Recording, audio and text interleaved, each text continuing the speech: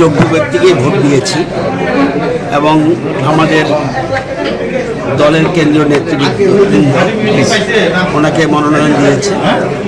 আমরা BJP ত্রিপুরামন্ডল IPFT আমরা ঐক্যবদ্ধভাবে ওনার পক্ষে ভোট প্রদান করছি এবং আগামী দিনে আমাদের যে বিশেষ করে যে উন্নয়নের যেভাবে চলছে এর গতি আরও বাড়বে, এটা আমার বিশ্বাস।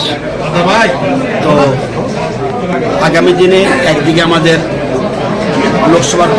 লোকসভার এমপিরা রয়েছে, রাজ্যসভার প্রার্থী এবার ওখানে যাবে এবং গিয়ে তিনজন মিলেই আমাদের কেন্দ্রীয় সরকার রাজ্য সরকারের যে পরিকল্পনা, আমাদের যেমন দেশের প্রধানমন্ত্রী বলছে এক ভারত শ্রেষ্ঠ ভারত, আমরা বলছি এক ত্রিপুরা শ্রেষ্ঠ ত্রিপুরা।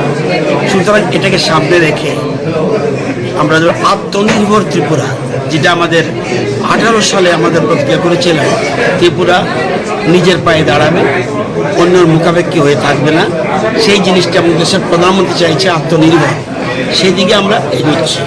এবং আমাদের মূল উদ্দেশ্য ঘরে ঘরে রোজগার, একদিকে পরিকাঠামো উন্নয়ন হবে, সাথে সাথে ঘরে ঘরে রোজগার। এই ঘরে ঘরে রোজগারের বিষয় নিয়েই আমরা আগামী দিনে যে দিশা নিয়ে আমরা এগোবো, সেই দিশা বাস্তবায়িত হবে।